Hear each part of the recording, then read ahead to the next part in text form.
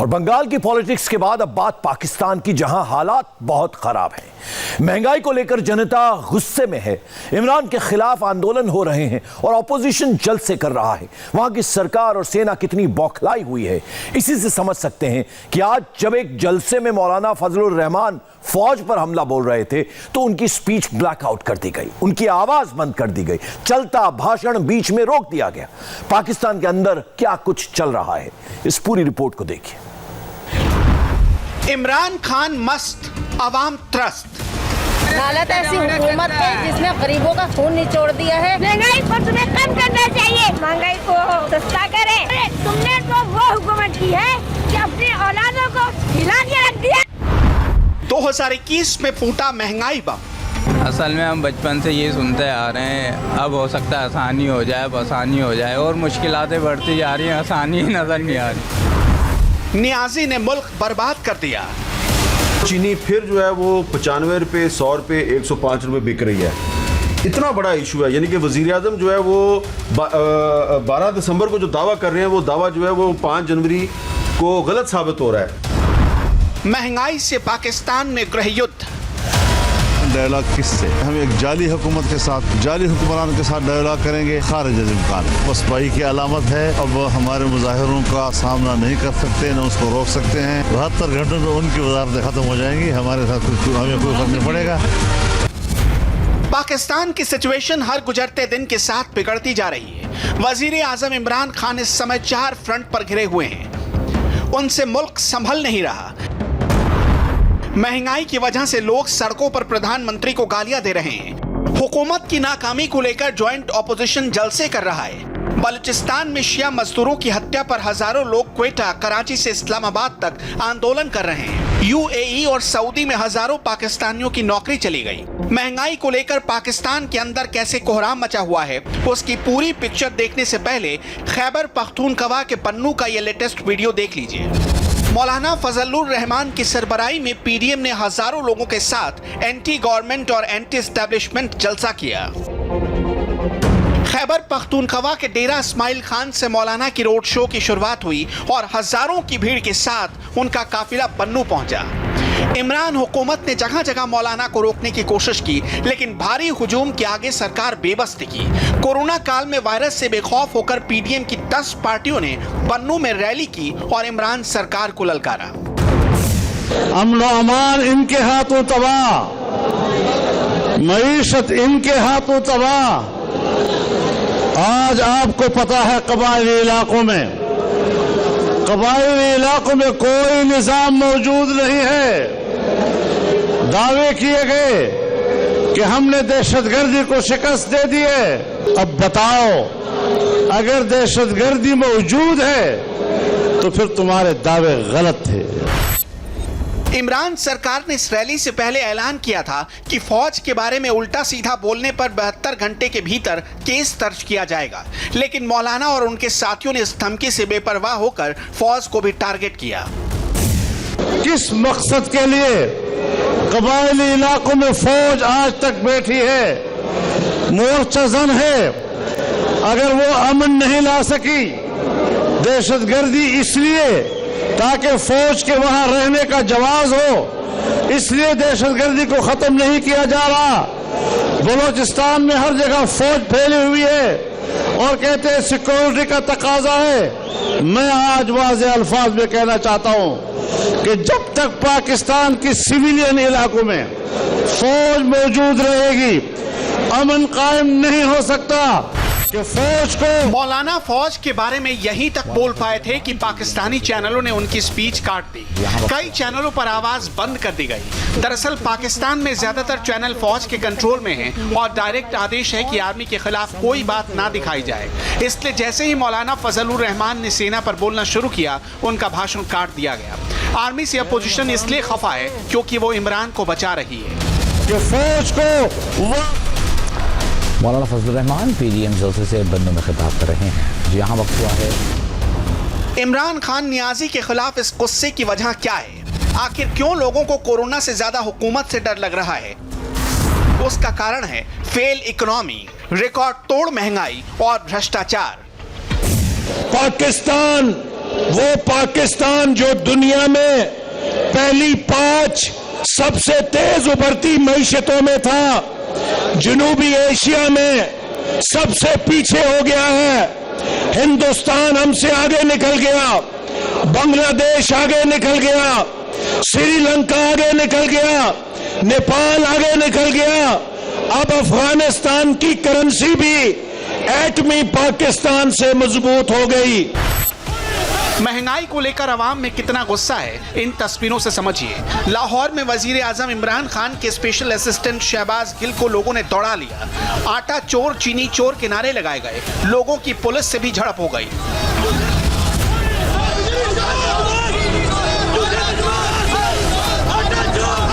महंगाई को लेकर अवाम में इमरान खान को लेकर कितना गुस्सा भरा है वो आप खुद देख और सुन लीजिए।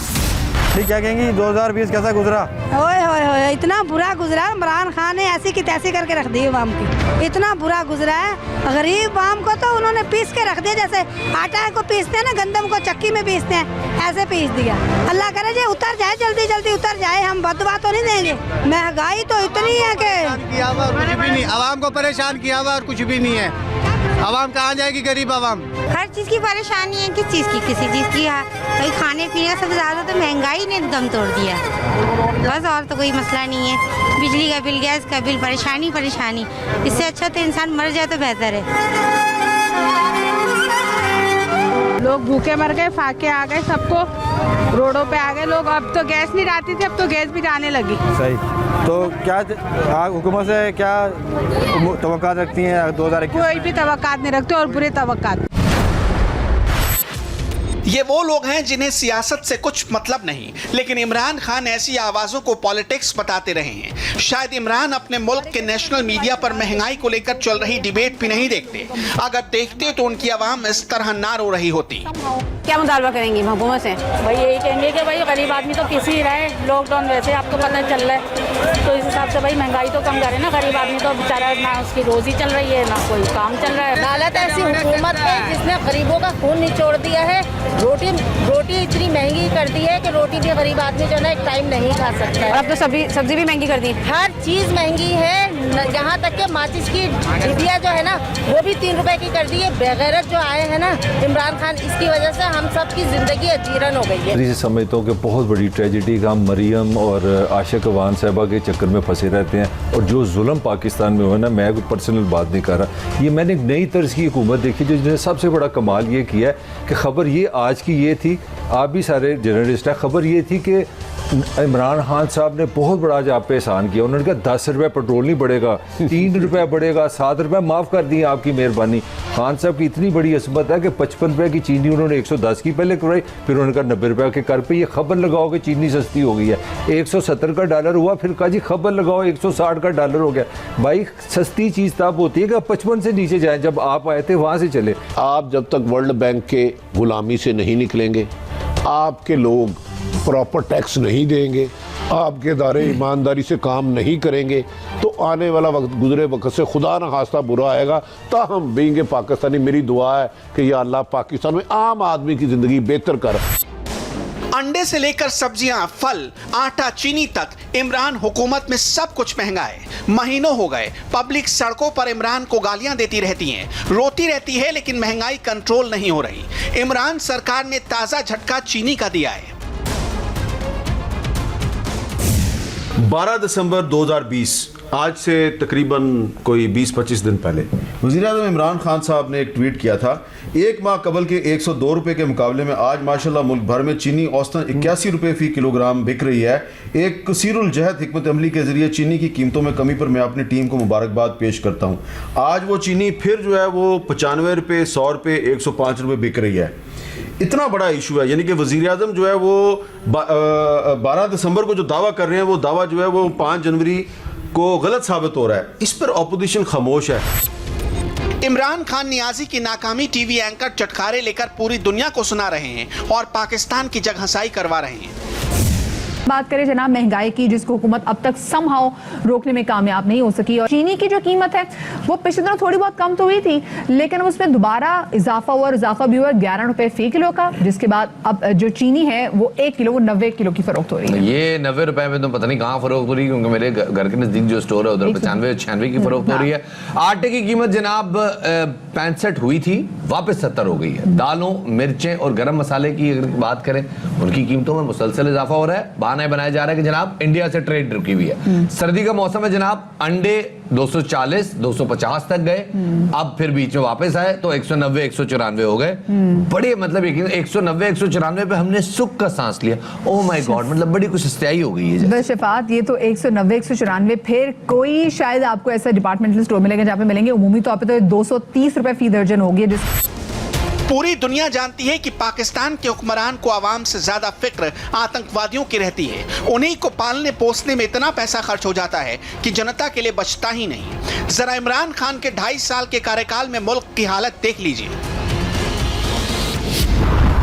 सब्जी 3 गुना महंगी हो चुकी है। अदरक 1000 रुपए किलो तक बिक रही है। चीनी के दाम 110 रुपए तक पहुंच गए हैं। आटा 90 रुपए किलो तक बिक रहा है। गेहूं 60 रुपए किलो में मिल रहा है। मुल्क में गैस और बिजली की क्राइसिस है, लेकिन वजीर आजम की बेशर्मी देखिए, अभी भी सरेआम झूठ बोल रहे हैं। चैलेंजेस आगे भी हैं, इस साल और भी चैलेंजेस हैं, और वो हमारे नहीं सारी दुनिया में। इंशाअल्लाह जो हमारा तजर्बा इस मुश्किल वक्त से 2 साल और ख़ास तौर पे पिछले साल जो हमारा तजर्बा हुआ है, इंशाअल्लाह हम अब तैयार हैं हर किस्म का चैलेंज फेस करने के लिए। नियाजी ड्रामेबाजी में किसी से भी कम नहीं, ये तस्वीरें इसकी गवाह हैं। इस्लामाबाद में वो मजदूरों के बीच पहुंच गए और उनकी हमदर्दी पाने के लिए उनके साथ खाना भी खाया, लेकिन पब्लिक सब जानती है। जी सब्जी हम नहीं खा सकते, कुछ चीज़ नहीं खा सकते।